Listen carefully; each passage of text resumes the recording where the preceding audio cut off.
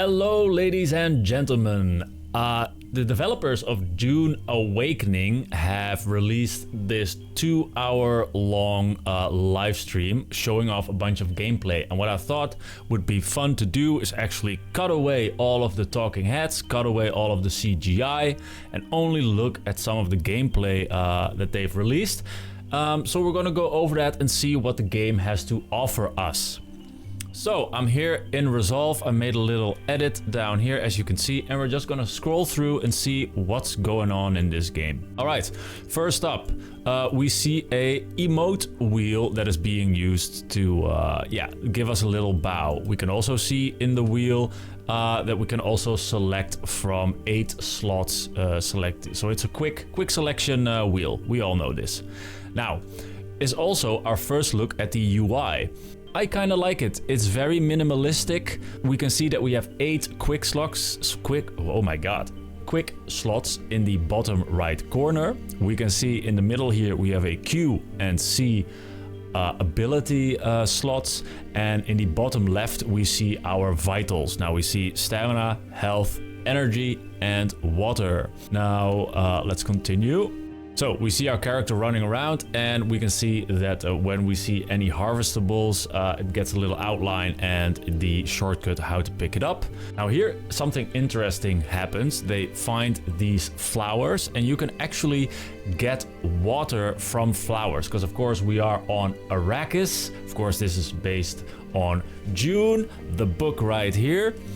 And we need to hydrate, and you can see in the bottom left here we've got this water meter, and you can see it's very low right now.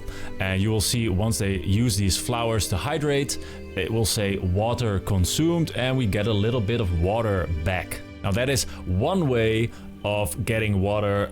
Later in the video we'll see other ways to get water.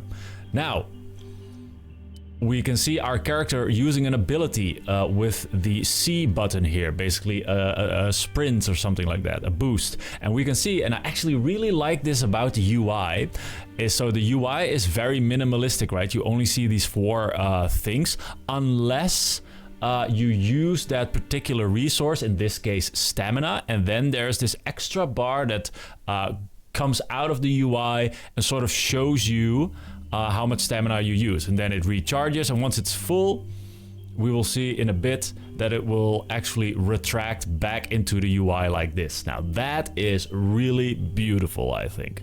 What is not so beautiful is the following. I've studied 3D animation. That's something that I've studied, got a bachelor in it, and I am very sensitive to animation things.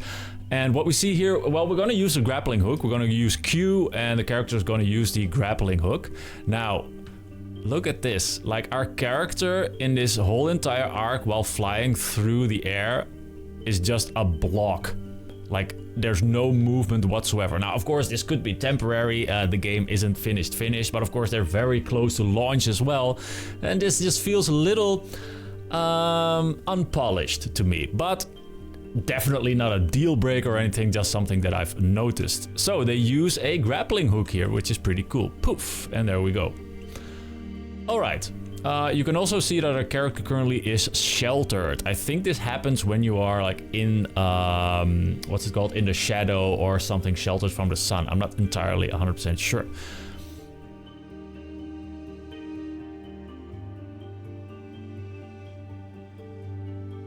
All right, we'll reach a bit of a vista here. Ah, pretty. Look. Now, our character uses a binoculars. That is one of the items that she currently has available to her. And we can see in the binocular that you can place markers. Of course, we haven't talked about this yet, but you also in the top of the screen have a compass showing you different points of interests. Now, they do a bunch of walking, and we get to this sort of outpost area where they show off this garage. I suppose you can place your, what the hell is it called? Motorcycle that you have in this game. Place it in a garage or something. They don't really tell us anything more than that.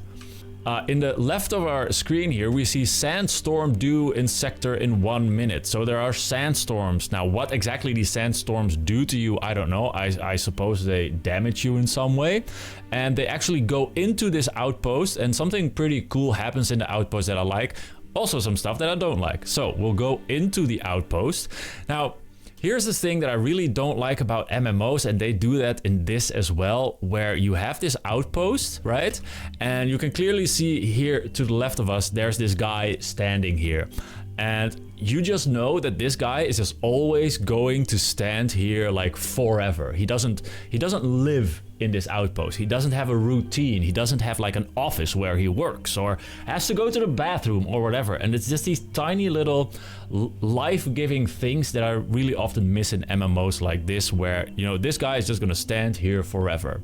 It's very gamey, and I wish MMOs and games like this would actually take a little bit more effort and bring some sort of realism to the situation that we're in here in this outpost. The same with this guy in the back here, to our right here.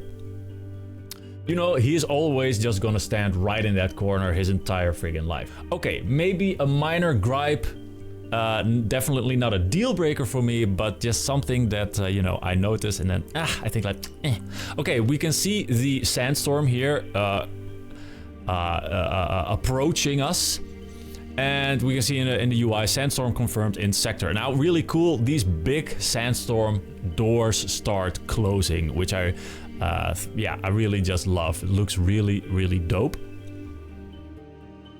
What I also love is that now you can see in the back, like these flags and these pieces of cloth actually start moving as well a little bit, adding a bit of life to the scene. That is something that I really, really love. Now, we'll go to this quest console here, where you can accept contracts. Now, we can see in the left, there's a few different contracts, and we can see that there's actually contracts for different factions.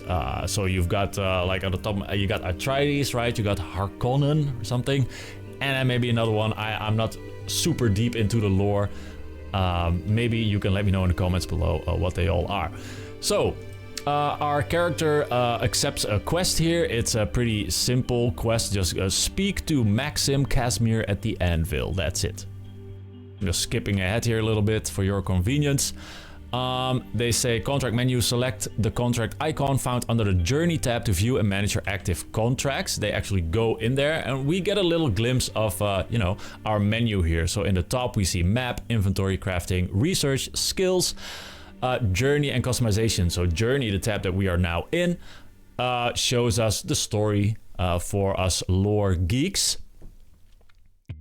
And they show us contracts, so you can find your contracts here. You can also cancel your contract if you don't want it. You can choose to track it and untrack it, stuff like that. All right. Now, they go to this guy who, yeah, will perpetually, for always, in his entire life, will stand in the corner here. And he is a Omnicopter fly path guy, basically. So you can actually, yeah, I guess you can just fly somewhere from here, which is pretty cool. We know this from other MMOs, of course, as well. Now, the storm's over, the doors are opening. I'm just sort of skipping through this because I don't want this video to be super long. And they do a bunch of walking, and then we actually reach our base. Now, there's base building in this game, so I assume this base has been built by us at some point. And we see our character jump off the cliff here. Now, also something cool that happens here is, see, they use this sort of jetpacky type thing, and you can see in the bottom left corner that it uses energy. And the energy bar again extends out and then refills up here and then retracts back into the icon. Pretty cool. They activate walk mode for us, you know, role play walkers. That's also very nice. And this is our first look at a base, self-built base. Now, what do you find there? Of course, you find a bunch of crates that we can deposit stuff in. And one of the interesting things I was talking about, how you get more water. Well, here there is a blood purifier, and when you kill enemies, you can actually take their blood, deposit it in here, and then extract water from the blood, which I think is really, really cool. And of course, we could extract water from the plants that we saw earlier. All right, excellent. They go into the inventory here, so we get a quick look at our inventory, what it looks like. It's very stylized, looks very well designed, I think. I have no problems with this UI at all, I don't think. When you hover over an item, you can drop it, you can drink it, you can customize it, gives you a bit of information, it shows you how much water it gives you, how much charges it has, etc. Now we get onto our, I don't know what this thing is called, motorcycle. And we can see that it says in the UI, update vehicle respawn point. So you can give a vehicle different respawn points, which is nice if you go out into the world and, you know, you for some reason lose your vehicle and you want to respawn it close to you instead of all the way on the other side of the map or whatever. So they hop onto this vehicle and they start doing a bunch of driving. Now I cut that out because it's just a bunch of driving. And they reach this guy who's in this shelter here. Now, this was the guy that they had to go to for the quest. Now, I have a little bit of a problem with this sort of immersion here as well. They talk about, you know, how cool the set has been dressed, but to me, it doesn't make any sense at all. And I'll tell you why in a little bit, but we walk in here. I mean, it looks kind of okay, cool, you know, but there's this guy and he's called a planetologist, I think, sort of like a herbologist type of guy. And they talk about, oh, look, he's growing plants here. But to me, this does not feel immersive or realistic at all, you know. There's just this cave with a bunch of random crap spread around with one dude standing in the middle under a spotlight, basically. Like, it is so not immersive. If this was an actual herbologist or a planetologist or whatever it's called, and he's like growing plants here on Arrakis, where, you know, nothing basically where nothing grows, this would be like a more shut off, sheltered off space where, you know, where there's humidity and I don't know, air conditioning, whatever. I don't know what the word is, but this just doesn't make any sense to me. Again, it's very MMO-y. Okay, so they talk to the guy, they you know, they do their quest thing, hop back on the bike once again. They drive through these bandits here that are just randomly standing here. They're just shooting at us. We actually see our health bar has sort of two layers to it. So in the bottom left corner, we see our health bar with two layers on it. We slowly they start to chip away at our health, which is kind of nice. We take quite a bit of chunk of damage here, which I think is a good thing. And they keep on driving. Now they do a bunch of driving. So I'm just gonna slowly skip through a little bit. And we can also see that with Q, we have some sort of speed boost that we can activate. Now here, something interesting happens in the UI. We see this squirrely red line over here, indicating that we are making vibrations, and those vibrations will ultimately, of course, attract the thing that Dune is known for, which is... I'm skipping again. We all know it. We all know what we're gonna see. And there it is, a big sandworm. Yeah, so if I skip back a little bit here, we see that the line is now even more erratic, so we're probably making even more noise, and if we stay on one place for too long, it will probably swallow us or something. Now they do a lot of more driving, so I sped this part up by 300%, so that's why it looks a little janky. But I just wanted to show you, okay, they do a bit more driving. Let it run for a little bit. And then they reach this area. Now this area here is a PvE area where there are enemies. So we're gonna see some combat. Now, something cool happens here. I think they equip this tool, the vehicle backup tool, and you can actually point it at your vehicle, store your vehicle, and actually you can also, as you can see, restore your vehicle to get it back into the world, which is kind of nice, right? You don't want to leave your vehicle anywhere and then, you know, get completely sidetracked and lose your vehicle, etc. They then go into their skills talent tree tab and actually go into their abilities that you can see here. There's Q and C that we saw earlier, right? And then there's also an X button apparently, which seems to still be locked for this character. This is a level 53 character. I don't know how high that is. I don't know what the level cap is, but we can see here we've got quite a few abilities unlocked, and they simply drag a new ability to their Q and to their C, because now instead of having movement abilities, they want to have some fighting capabilities, and they equip like a turret. And the Q that they have equipped right now, I think that is sort of like a dark magic whisper ability which you can point at a character and they will sort of walk towards you, sort of going, we'll see that in a bit. We also see that we have this energy shield around us right now. I don't know how they activated it, maybe by pressing H or something. I'm not exactly sure how it works, but there is something interesting about energy shields that we will see a little bit later. Now, they engage this character you see here with that Q whisper ability, and the character sort of walks towards us. They then equip a melee weapon and start slashing away. Now, when you use a melee weapon, your shield that we have equipped right now stays active. And we will see a bit later, a bit of a spoiler, but when you shoot, your shield actually powers down. You cannot shoot and have shield at the same time, which I think is a smart thing, because otherwise you'll just get really awkward. There's no, what do you call it, like risk to using your gun, right? And I actually like it that there's a bit of risk, because a gun is of course super powerful, so there should be a drawback to it as well. All right, well, we killed some guys, we loot some guys.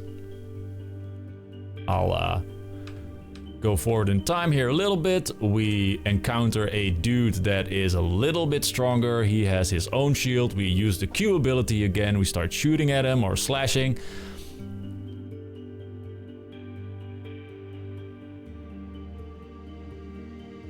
Now the combat looks okay to me. Doesn't feel too janky or weird. I don't think the AI is the most smart AI ever, from what I've seen. Now, here they place this turret, which is one of the abilities that they brought with them. Very nice. And the turret kills the guy. And we go in and we start, well, wrecking some more people. But like this AI guy, right? He's just standing there looking at the wall. Like, what are you doing? Like, haven't they heard the shots outside? You know, so that type of AI, it's very basic, I think. Now, here we see us shooting, and because we're shooting, our shield is down. And every time we start shooting, you see our shield goes down, right? So now we have no shield. But if we equip the melee weapon, we do have shield. Now, unfortunately, I don't have any like proper audio under this, so that's why I'm doing just a lot of talking and music under this, because those people were, of course, constantly talking over the live stream, and we don't need to listen to that right now. Okay, so we killed a bunch of guys. We use a medkit from our inventory. We start looting some people. Very basic fare. I'm just gonna skip through it real quick. We've got some containers, which of course have more loot. They then go outside, go somewhere, and the first interesting thing that happens is a tiny little mini game that I like. Normally, of course, when you have ores in games that you want to harvest, you just, you use your pickaxe, whatever, and you harvest it. Here, there's just a tiny little mini game where you scan the ore that will show you a line on it, and then you have to use a tool. I don't know what the tool is called, but and you have to like sort of draw over that line, and then you can collect the ore. Now, that happens. Then we go on to our second base. So you can build more bases apparently. And then we go to our second base. So I cut out a lot of stuff here. But the first interesting thing that we see in this second base is the advanced sub-Fief console. Now, if you've played V Rising, you sort of know what this is. This is where you input either your taxes or your power and whatever to keep your base intact. So as you can see here, it says it's active now, power down in 28 days. So of course we have to constantly pay some sort of upkeep to keep our base inside of the world. They then go to this world map and they show us, oh, this was our home base. That was the base that we saw earlier, yeah. And you can actually from here abandon your base. So it says, warning, you are about to abandon your base. The sub-Fief console will be destroyed and the base and all its contents will be free for anyone to take. So it will just be there and people can go into your base. So of course you have to make sure that you take all of the stuff that you gathered to your new base before you destroy your old base. But yeah, you can do that and that's very nice. And that of course clears up space for other people to build bases and you don't have to pay the upkeep for 2 bases. But that's not something that you want to do probably, right? Okie dokie, they go up and then we go to the Omnicopter, which of course we all love to see. If you know anything about Dune, this is of course again a very sort of recognizable, cool thing about Dune, right? Now they do a lot of flying around. I cut in this a little bit because otherwise it takes forever. But I'll just let it run. We go over this cool vista thing here. That is, I think you can actually go in there. I'm not quite sure what it is. They then fly all the way up and they land atop this, yeah, what is it? I don't know, stone pillar thing. Now, a couple of interesting things happens because we're in the UI. We're seeing right now that we have this sun gauge, and it starts filling up because we're walking around in the sun on Arrakis. Of course, super duper hot, and that's dangerous. Now, another cool thing that happens here is a spice eruption. Of course, Arrakis, the whole reason Arrakis is such an important planet in the first place is because it has spice, and spice is basically the most valuable thing in the universe of Dune, right? And we see this beautiful spice eruption. And these just happen dynamically all over the world. This is not a scripted event, they say it as well. These just happen around Arrakis. Now, our sun dial or gauge currently is starting to get real hot, and we see it's now red. So that probably means we should get out of the sun. Now, I don't exactly know what it does when you're in the red. Maybe your water starts to really burn down real quick. That could be a thing. Now, here they talk about, they find this container here and they find more of a late game item, which is called a schematic. And these schematics, well, let's just read what it does. Crafted to the same general standards of other Dew Reapers, this particular design was modified by Thufir Hawat to ease the lives of the Atreides Pions. This unique Dew Reaper siphons a portion of the Holtzman field that powers the collection of dew to lighten the Dew Reaper itself, allowing an easier swing, lighter load, and more efficiency in the long run.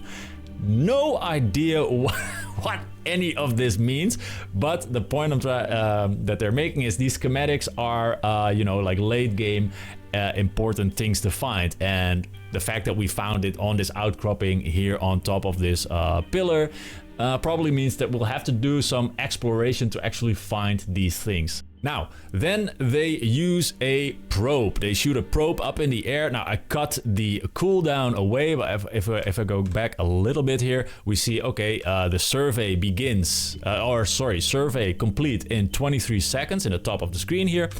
Once the survey is complete, they go to their map and it reveals a bunch of stuff on the map. So that way you can, you know, uncover the world map, basically. Now, all of this is still happening in the very first map, sort of your starter area map.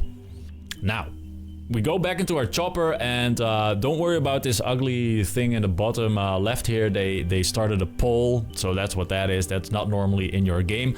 But we're flying around here on an Omnicopter, and I wanted to show you this part of the map because this looks really interesting to me. So the top is still you're sort of Arrakis-y, but we see all of these like canyons and I don't know what you call those things down there, but we can actually go down there, and they actually, I think they do, so that's why I left this part in here.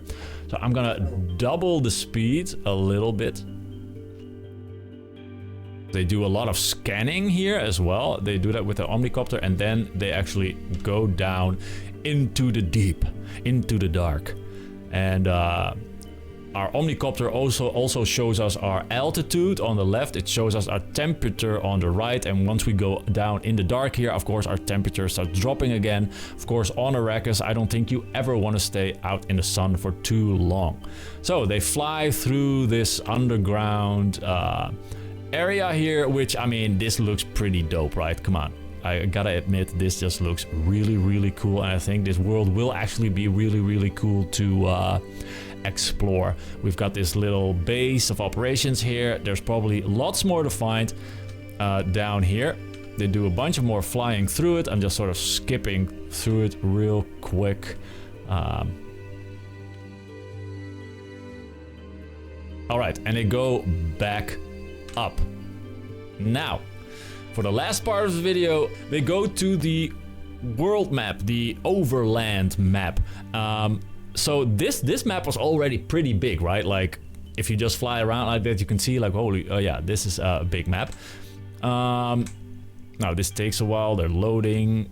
And we go to the Overland Map. Now, the Overland Map is the way in which players move between areas on Arrakis. Visually, it is a representation of the entire northern hemisphere of Arrakis. It is a multiplayer map where players can see other players moving around. Now, once you're on this Overland Map, it's actually kind of nice. So we see this Overland Map right here. Right now, we see 4 different areas. We got Haga Basin, where we just were, largely PvE, persistent, perfect place for your home base. Then we got Harko, this is a social hub of the Harkonnen. Then there's the Arrakeen, which is the social hub of the Atreides. And the social hubs offer trade and access to the exchange and other stuff. And then there is the Deep Desert, which is sort of, I guess, your end game PvP thing, right? Spice, unique high tier loot, and mostly PvP and Coriolis storms. So that's very dangerous to go to. I'm gonna just speed this up, and we see them using the world map. Now you actually use your mouse to travel over the world map, so it doesn't just load. See, they do a little twirly thing here to show you, yes, we are moving this plane right here. And on the world map, you also you can run out of water, you can run out of energy or whatever, so you have to go to these water deposits, get water. Basically, it's just a little mini game to travel from one area to the other, and you see other players traveling on it as well, which I think is pretty cool. Now, we are thrown into a queue, and, you know, well, we all know how queues work, and we get thrown into the Harko hub, and that's the last thing I want to show you here. That's also where all their gameplay, what their gameplay ends with. Now there's a little bug where we don't have our gear for a few seconds after loading in, but there it is. And they have this Harko hub, which of course is the hub of the Harkonnen, which is sort of this, you know, these white pasty, I don't know, evil Darth Vader dudes. But it looks pretty cool, so that's definitely, you know, if you're, of course, you can work for 2 different factions, and Harkonnen is one and Atreides is the other one. Atreides is, I guess, more of the light side, and Harkonnen is more of the evil side, I would think, aesthetically at least. So yeah, that was very quickly all of the stuff that I got out of the live stream of the guys of Dune Awakening. I am actually pretty excited about this game. I think it's very interesting. Of course, I had a few tiny little gripes, but that's just basic MMO stuff. I think the game looks good. I love the size of the world. I think base building is really cool. I think it's going to be really fun to play with friends. Yeah, let me know if you are let me know if you are excited about this game, and if you want me to cover more about this game. Otherwise, thanks for watching, and hopefully I'll see you another time. Thanks.